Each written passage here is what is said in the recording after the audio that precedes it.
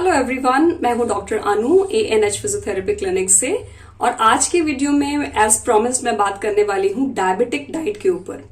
Diabetics को weight loss के लिए किस तरह का डाइट फॉलो करना चाहिए और उसमें हमें किन चीजों का ध्यान रखना है। सबसे पहली चीज है कि डायबिटिक्स में क्या होता है कि जो टाइप 2 डायबिटीज होता है उसमें आपका बॉडी का इंसुलिन प्रोडक्शन इफेक्ट होता है। हमारा शरीर जब इंसुलिन जो है हमारे शरीर में क्या काम करती है, जितना भी हम खाना खाते हैं वो ब्रोक डाउन होकर एक प्रोडक्ट बनता है ग्लूकोज। जितना भी एक्सेस ग्लूकोज हमारे ब्लड में है बॉडी उसे कन्वर्ट कर देती है ग्लाइकोजन के अंदर with the help of insulin. अब सोचिए जिसमें इंसुलिन की कमी हो गई है या बॉडी प्रोड्यूस नहीं कर पा रही है ठीक से, तो क्या होगा? एक्स्ट्रा ग्लूकोज जो है ग्लाइकोजन में कन्वर्ट नहीं हो पाएगा, तो ब्लड ग्लूकोज लेवल जो है वो आपका बढ़ जाएगा, एलिवेट हो जाएगा। और ब्लड ग्लूकोज बढ़ने की वजह से जो डायबिटिक कंडीशन है वो वर्सन हो जाएगी। तो हमें क्या करना चाहिए? हमें कुछ इस तरीके से खाना खाना चाहिए कि हमारा ब्लड ग्लूकोज लेवल जो है वो सडनली नहीं बढ़े, over a period of time धीरे धीरे करके बढ़े। उसके पीछे भी एक कारण है, क्योंकि हमारे बॉडी का एक मेटाबॉलिक रेट होता है, यानी कि एट रेस्ट भी हम चाहे सांस ले रहे हैं या डाइजेशन का प्रोसेस चल रहा है, हमारा थिंकिंग प्रोसेस चल रहा है, इतनी सारी एक्टिविटीज हमारा शरीर करता है, उस सब के लिए उसको एनर्जी चाहिए। और एनर्जी कहां से आएगी? अगेन ग्लूकोज से। तो अगर हम उतना खाना उस तरीके से खा रहे हैं कि जितना ग्लूकोज हमारे बॉडी में जा रहा है वो हमारी रिक्वायरमेंट यानी कि जो डिमांड हमारा बॉडी क्रिएट कर रहा है उसको मीट कर रहा है, तो क्या होगा? ग्लूकोज हमने खाया और बॉडी की डिमांड थी उसने मीट कर दिया, तो बैलेंस जो है हम बना पाएंगे। यानी एलिवेशन यानी ग्लूकोज लेवल के एक्स्ट्रा बचने की गुंजाइश जो है कम बचेगी, तो हमारा ब्लड ग्लूकोज लेवल जो है वो मेंटेन रहेगा। राइट? तो इसके लिए हम क्या कर सकते हैं? देखिए, अभी दो तरह के फूड्स हैं जिसको आपको समझना है, और ये कॉन्सेप्ट बहुत जरूरी है क्योंकि ये जो डायबिटिक का लाइफस्टाइल मैनेजमेंट है ये आपको अपने रूटीन में शामिल करना पड़ेगा। इसको टेम्पररी सोल्यूशन के तौर पे नहीं देखा जा सकता है। तो दो तरह के फूड्स की मैं बात कर रही थी। एक फूड्स होते हैं सिंपल कार्बोहाइड्रेट्स और दूसरे होते हैं कॉम्प्लेक्स कार्बोहाइड्रेट। देखिए, सिंपल कार्बोहाइड्रेट में क्या है, जैसा कि नाम से जाहिर है, जो बॉडी में जाते ही सिंपली आपको एकदम से कन्वर्ट होकर ग्लूकोज में ब्लड ग्लूकोज आपका फटाफट बढ़ा देगा। जैसे राइस है, आपने खाया, खाते ही आपका जो है ब्लड ग्लूकोज लेवल बढ़ जाता है, बॉडी उसको फटाफट यूज करने का कोशिश करती है। जितना जरूरत था उतना यूज कर लिया, बाकी रह गया बॉडी के अंदर, क्योंकि इंसुलिन तो बहुत ज्यादा था नहीं आपके पास, तो वो क्या होगा? वो आपका blood glucose level immediately elevate कर देगा। पोटैटो है, वो भी एक सिंपल शुगर के अंदर आता है। अभी कॉम्प्लेक्स कार्बोहाइड्रेट क्या होता है? इसीलिए कहा जाता है ना कि राइस या पोटैटो वाली चीजों से डायबिटिक्स को अवॉइड करना चाहिए, ज्यादा इंक्लूड नहीं करना चाहिए। कॉम्प्लेक्स कार्बोहाइड्रेट जो है उसका एक एग्जांपल देकर समझाती हूं। जैसे कि ओट्स हैं आपके, दलिया है आपका जो साबुत अनाज रहता है, राइट? या मिक्स आटा जिसे हम कहते हैं कि आपने आटे में थोड़ा बेसन ऐड कर लिया, राइट? तो कॉम्प्लेक्स कार्बोहाइड्रेट में क्या होता है कि इमीडिएटली वो कॉम्प्लेक्स है, उसका एक बिग मॉलिक्यूलर चेन फॉर्मूला रहता है। बॉडी जैसे हमने खाया इमीडिएटली उसको ब्रेक करके ग्लूकोज नहीं बना पा रही, उसको समय लग रहा है। उसको बिग चेन को छोटे चेन में वो ब्रेक करेगा, छोटे चेन को फर्दर ब्रेक डाउन करके तब जाके ग्लूकोज बनेगा। तो जो समय लगता है बॉडी को कॉम्प्लेक्स कार्बोहाइड्रेट से एक्चुअली ग्लूकोज बनाने तक के प्रोसेस में, उसमें थोड़ा समय लगने की वजह से डिले हो जाता है। अब क्या हो रहा है? जैसे जैसे मान लीजिए आपने खाना खाया, जो खाना सिंपल कार्बोहाइड्रेट ने 30 मिनट्स में उसको खत्म करके ग्लूकोज बना दिया था, कॉम्प्लेक्स कार्बोहाइड्रेट को शायद 2 घंटा लगेगा।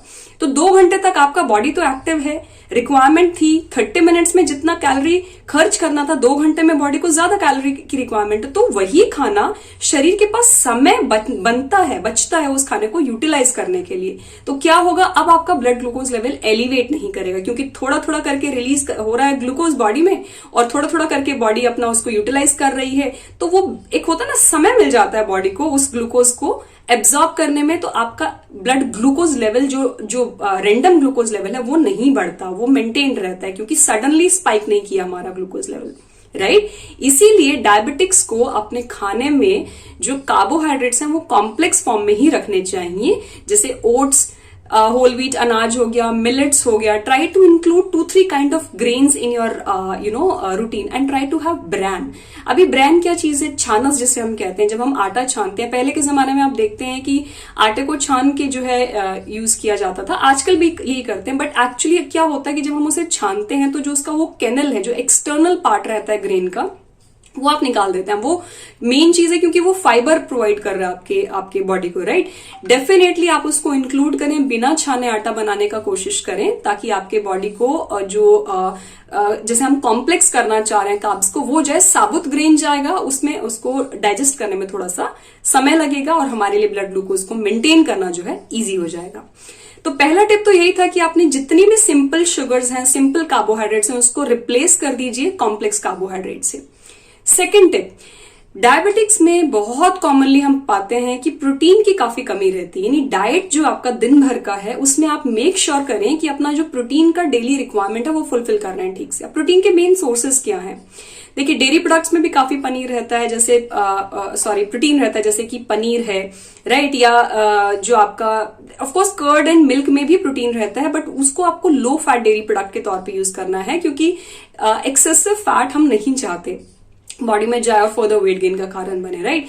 देन जितने भी हमारी लेंटिल्स हैं, दालें हैं, स्प्राउट्स हैं, राइट, आपका जितने भी लाइक ब्लैक ग्राम है या आपका राजमा है ना, रेड बीन्स है, बीन्स की जितनी भी वैरायटी है वो भी बहुत अच्छा सोर्स रहती है प्रोटीन का।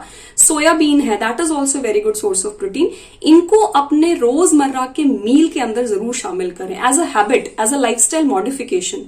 जैसे क्या कर सकते हैं आप, आटे में आपने बेसन मिक्स कर लिया, बेसन क्या है, चने का आटा है या दाल का आटा है बेसिकली, तो उसको आपने मिक्स किया तो आपका प्रोटीन का कंटेंट अब फुल्के में ही चला गया। उसमें क्या है, उसमें कुछ कार्ब है और कुछ प्रोटीन कंटेंट है, तो आपको हिडन आपने वो डाल दिया, आपने अपना डाइट को इम्प्रोवाइज कर लिया। या आप क्या कर सकते हैं, आप जो सैलेड बनाते हैं खाने के लिए, खाने के साथ जो खाना ही चाहिए, salad is a must part of आपका डेली रूटीन। सैलेड में भी आप थोड़ा सा स्प्राउट ऐड कर सकते हैं या पनीर ऐड कर सकते हैं, तो उससे भी आपने वहां पे भी थोड़ा सा प्रोटीन ऐड कर दिया अपने डाइट में, तो बैलेंस आउट कर दिया आपने उसको। ये छोटे छोटे टिप्स हैं जिसको कि आप बिना मतलब एक्स्ट्रा एफर्ट डाले अपना एक रूटीन बना के आप अपना खाने को वेल बैलेंस कर सकते हैं। तो प्रोटीन की कमी जो है दिन भर में नहीं होने दें। और अगर आप नॉन वेजिटेरियन सोर्सेस लेते हैं तो उसमें आप एग व्हाइट्स या चिकन या फिश, इन चीजों को जरूर इंक्लूड कर सकते हैं। Try to have them in a boiled और सॉटे फॉर्मेट, ताकि बहुत ज्यादा ऑयल का कंजम्पशन जो है इनके प्रिपरेशन में नहीं यूज हो। Then coming to the fat content. देखिए, डायबिटिक्स हो या नॉन डायबिटिक्स हो, फैट हमारे बॉडी को चाहिए होता है। ये एक मिथ है कि हमें फैट की कोई जरूरत नहीं है। समझने वाली बात यह है कि हमारे बॉडी को गुड फैट चाहिए, बैड फैट नहीं। गुड फैट और बैड फैट में डिफरेंस क्या है? गुड फैट होता है आपका जो जैसे नट्स के थ्रू मिल रहा है आपको, राइट, या एवोकाडो एक फ्रूट है उसके थ्रू मिल रहा है, या फिश के थ्रू मिल रहा है, राइट, या कैनोला ऑयल है, सरसों का तेल है, इन सोर्सेज से मिलता है, राइट, प्लांट बेस्ड रहता है। और बैड फैट क्या है आपका? जितना भी तला हुआ खाना है, अब डीप फ्राइड फूड है, उससे क्या हो रहा है, उसमें ट्रांस फैट जा रहा है आपका, राइट, वो हमको नहीं चाहिए। That is definitely avoidable thing. तो जितना भी बेकरी आइटम्स है जिसमें हिडन फैट रहता है, क्यों? क्योंकि जो बेक करते हैं घर पे वो जानते हैं कि बेकिंग में कितना सारा ऑयल या घी, इन चीजों को ऐड करके आप कोई भी बेकिंग गुड्स जो है बना सकते हैं।